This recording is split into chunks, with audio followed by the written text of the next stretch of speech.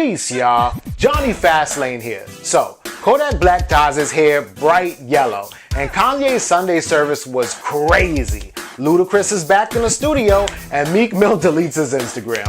Let's talk hip-hop. Yo, this fool Kodak Black dyed his hair bright yellow, right? That should look like Lisa Simpson or something, like from like Dragon Ball Z or something. Like, it's crazy, yo. Look, I don't know. You know how like you just like, yo, like what more craziness could like Kodak Black do? But like really and truly, yo, I think that like he's doing this like on purpose now. Like, I mean, like he's like, all right, how can I go viral, right? Like he went viral 3 weeks ago, he went viral 2 weeks ago, you know, from talking about Lauren London and Nipsey Hussle, you know, then the following week beefing with T.I., and then the following week going missing and then getting arrested at the border for some guns. And now this week, hey baby, it's Monday, so you got to go viral. What I'm gonna do? I'm gonna dye my hair bright yellow and look like Lisa Simpson. This is crazy though, because I can't front, because actually it kind of looks dope. Like if anybody was to dye their hair bright yellow, but you got to keep it like bright yellow all the time. Like you got to get the roots, you got to get everything. Like you don't see like no piece of like black hair at all like on his head. And that's how it's just got to be like the whole time, right? It looks crazy, but like dope at the same time. But yo, I mean, hey. Shout out to Kodak. Let me know what y'all think about this.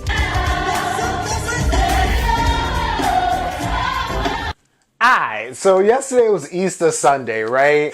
And like I've been telling y'all, right? So Kanye, he's been doing like this Sunday service thing like on his front yard or whatever for like the longest time, right? He had like the infamous choir. They kind of look like a cult, and you know, they be wearing like different, like I guess Kanye stuff or like Yeezy stuff or whatever like that. So like one Sunday they'll have on all black, another Sunday they'll have on like all white, another Sunday they'll have on like army green, right? So Easter Sunday, they announced that they was bringing Sunday service, which is just Kanye's thing that he just does like for himself, by himself, but with other people like stars. They do come through. Kim K was there, but you know, that's his wife. His daughter's there too, Northwest, but also like DMX went to Sunday service one Sunday up in like Kanye's, you know, estate, and kind of like did a little prayer or whatever like that too, right? So they brought it to Coachella, right? And they all have on like this faded out kind of like purple color, right? Everybody except for DMX, right? So that was Tiana Taylor right there. And she's on stage, well, like, or in the middle of the hill, kind of just like, you know, singing and like joining everybody for like Sunday service, right? And it's different because like usually like at Coachella, people perform on stage, like, you know, Murder Beats was on stage, you know, Jaden Smith was on stage, but for Kanye West, they're doing it like in the middle of the field, just like how Kanye does his Sunday service. It's crazy. So Chance the Rapper was there, Kid Cudi was there, DMX was there, Lauryn Hill was supposed to be there, but she wasn't. But I didn't hear that Tiana Taylor was going to be there, so I guess maybe Tiana Taylor like replaced Lauryn Hill, right? This is crazy, right? So some people are like, they look like a cult. You know, I think that this is just like a photo op for stars to like take pictures with Kanye. You know, why is Kanye even doing this? Is he really a Christian for real? Does he just rant and then use Jesus as like his excuse? You know, there's just like a whole bunch of different questions. But what is for sure though is that like Sunday service is captivating and like you just can't look away.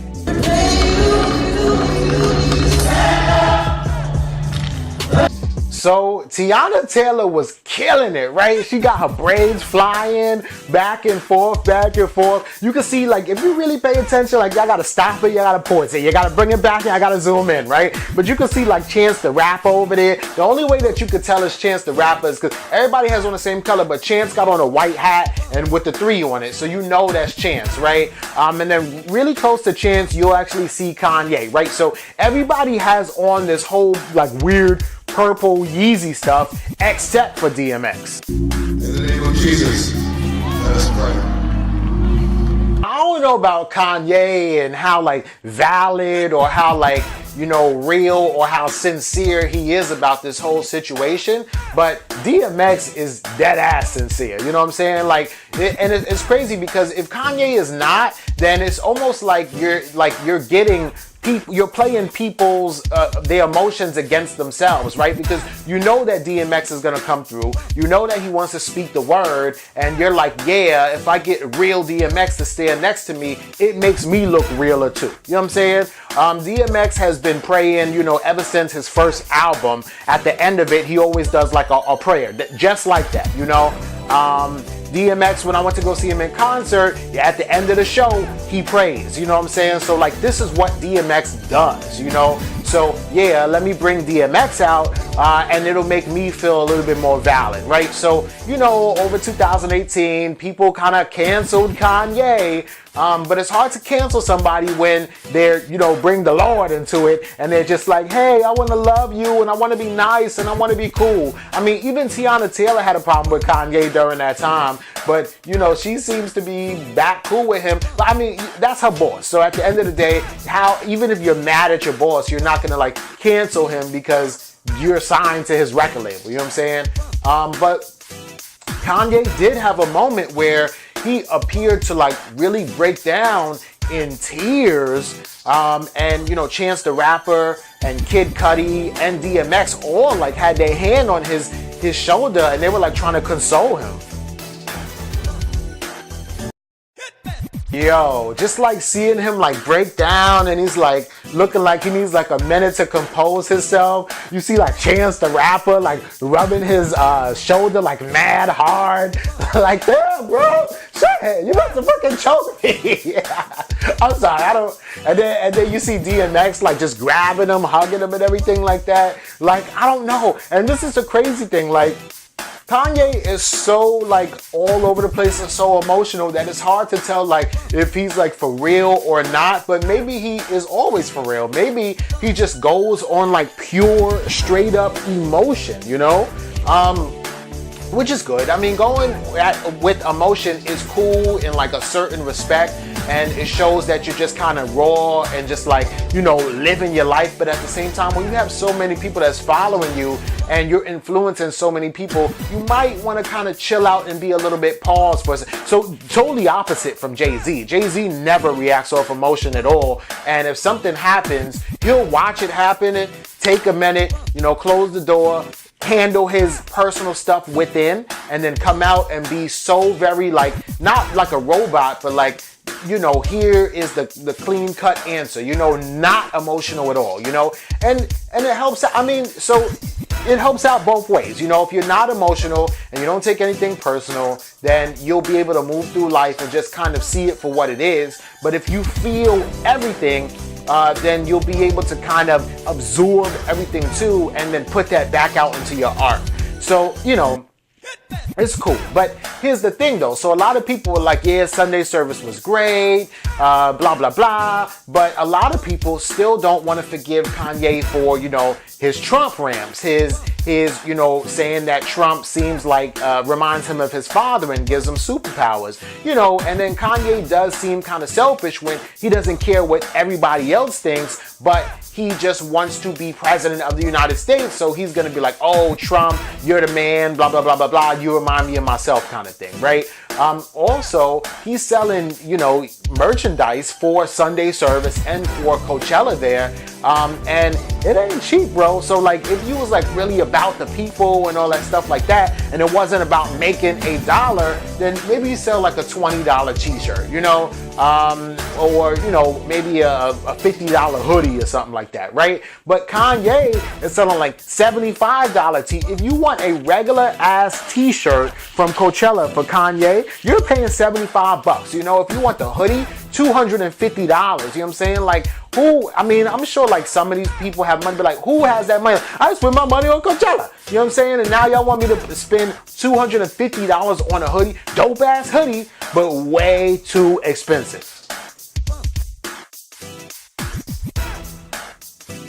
$165 for the gray sweater, $225 for the brown joint, $70 for the t-shirt, $50 for some socks that literally say church socks. You know what I'm saying? And they got the sweatpants back there, and I can't see the price because Shorty is blocking it, but I'm sure it's mad money too, right? So people are like complaining like, yo, this is great and everything, but you are literally trying to sell some Yeezy shit, and all this stuff says like Holy Spirit and God on the front and all that. I don't know. I just kind of feel like if you want to, you know, represent God and the people, then lower your prices. I don't know what one really has to do with the other, but I don't know. It just seems, it's like if you're being a nice guy, then be a nice guy. But Kanye probably sold, I don't know if he sold a bunch of them things, but he pocketed whatever he sold. You know what I'm saying? It's just weird. You feel me? But let me know what y'all think about this whole Sunday service thing.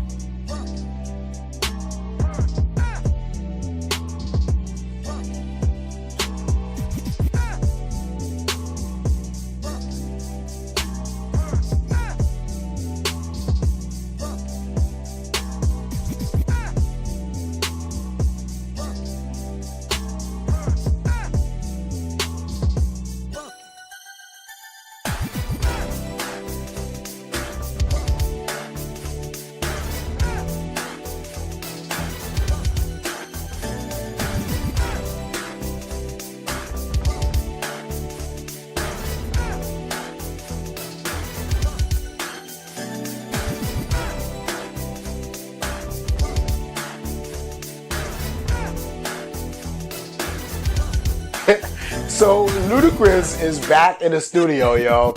And this is pretty fire, right? Because Ludacris, like, he's been a rapper for like ever, right? Ever since I was young, like a kid, right? But he's back in the studio. He's with Chance the Rapper and Timbaland, right? And he's calling them himself the Grammy team. So like, Ludacris got 3 Grammys, Chance the Rapper got 2, Timbaland got 4. So they're like, yo, this the Grammy team, right? And it seems like some like real soulful ass, like dope ass music, right? Ludacris is a legend. I love Luda, right? So the first time like I ever seen like Luda really like perform like that was like in the street of New York. Like, it was crazy because he was like on top of a bus, right? And I remember being a kid and the bus is just like driving like down the block and it's like, move bitch, get out the way, and he's like on top of the bus with I-20 and Mystical, and they just like bumping. I don't know where the speakers were at, but we definitely heard them. It was mad loud. And just crazy, yo. It was mad people like on the side of the streets like, yo, Ludacris! You know what I'm saying? That was back when like Ludacris was the man, right? I feel like Ludacris is probably like one of those first, like, I know. Don't kill me, because yes, you got, you know, UGK, Bun B and Pimp C. You got 8 Ball and MJG, right? You got Trick Daddy. You got 3 6 Mafia. You got Outkast, right? So don't kill me, okay? But I feel like Ludacris was like one of the first like rappers from the South that really like transcended like genres, and people like in New York really like respected him as a lyricist, right? These dudes, I'm not discrediting any of the rappers that I just mentioned. Please don't kill me in the comments, okay? All right? But what I'm saying is that Ludacris was like one of those dudes that really caught the attention of people in New York, right? Right before T.I. did, because T.I. did as well. T.I. came through and he was real lyrical, right? Ludacris, same thing, right? He used to always spit.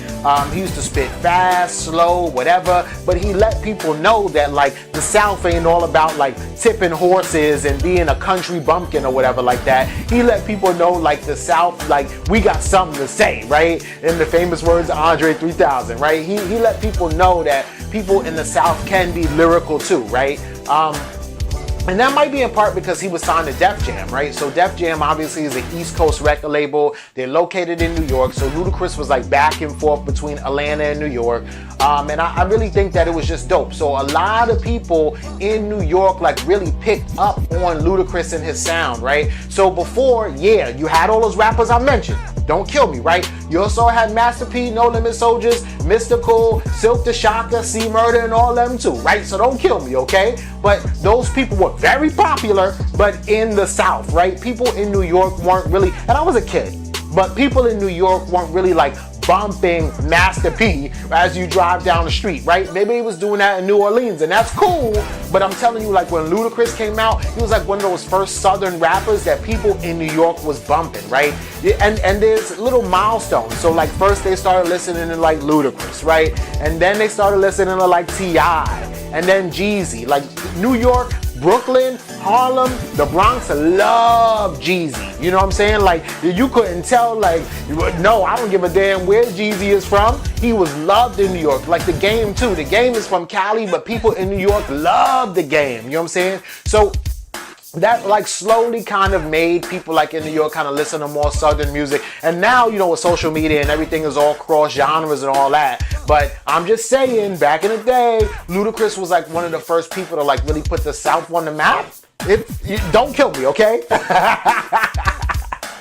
But yo, it's cool to see Ludacris back in the studio. You know, he like kind of chilled off of making music for a little bit because he was doing Fast and Furious. And honestly, yo, that movie money is way more than the album money, is way more than the show money. And if my man is getting $15 million to, you know, be the character number 4 in a movie, then, you know, that's cool, right? He don't even need to come out with no album. So obviously, he's doing this because he loves it. He's doing it because he has fun with music. He has fun with hip hop. And this is really good. Like, I'm looking forward to seeing Ludacris come back. I want to see what he got to say. And if you messing with Timbaland and Chance the Rapper, then it's definitely going to be fire. Let me know what y'all think about this in the comments.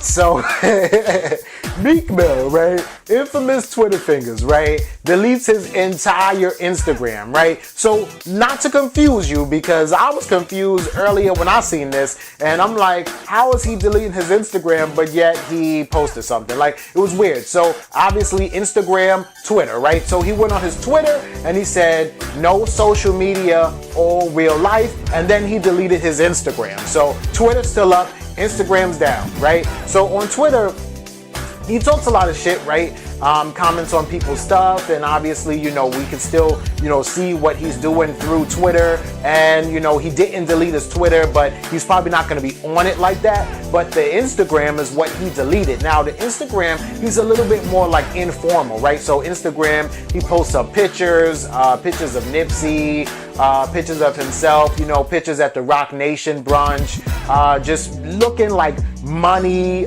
chilling with Casanova, dancing around. You know, every once in a while he says R.I.P. Snoop. It really kind of gives his fans like motivation and like a window into what Meek Mill's life is really like, right? Which is dope, right? On Twitter, he just kind of really more posts like, hey, new video out. Make sure y'all come see me at this venue, something like that. You know what I'm saying? Like, I feel like maybe the record label might run his Twitter. Well, I think that Ludacris. I think that, yeah, I think that Meek Mill runs everything, but I think that the record label kind of sometimes runs his Twitter. But I feel like the Instagram is like all fully controlled by him. And honestly, you know, a lot of times rappers do delete their Instagram. I mean, Cardi B deleted her Instagram for like 3 days and then she was like back up, you know? And a lot of times people delete their whole entire Instagram when they're about to drop like some dope ass music, right? What you need to do is like come out with a video for like Uptown Vibes or something, you know what I'm saying? So maybe that's what he's doing. Maybe he's deleting it to get people to be like, oh my God, what's going on with Meek? You know, today's Monday. And then by Wednesday, boom, he drops like a new project on us or something like that. So just because he deleted his his Instagram, doesn't mean that this is like a bad thing or a weird thing or a negative thing. He could just kind of be getting us ready to like hear like some dope ass music. But you know, we'll see what happens with it. Until then, you know, it's just like a dead page. If you go on Google, you could still kind of like, because you know, Google takes some time to catch up. You can still see like a screen kind of capture of like everything that he had on his Instagram. But if you like go on Instagram and type in @Meek Mill, the page just straight up like does not even exists, you know what I'm saying? Or you know, maybe he just got tired of seeing like a bunch of like RIP Nipsey stuff, because it's sad, man. And I was thinking this too like last week. I'm like, damn, yo, I keep on seeing more and more like Nipsey stuff, and it's just like so depressing, right? So maybe he needs to stay off of social media because of that, or whatever the case may be. But not logging in, just logging out, maybe uninstalling the app from your phone versus deleting the whole thing are two different things. So that's why I'm saying that he's probably going to drop some new music. But I'm sure that he'll be back to Instagram within about 30 days. Let me know what y'all think about all this in the comments down below. Don't forget to like, comment, share, subscribe. Follow me at Jonny Fastlane on everything. That's JONNY Fastlane on Instagram and Twitter. And y'all already know what to do. Peace.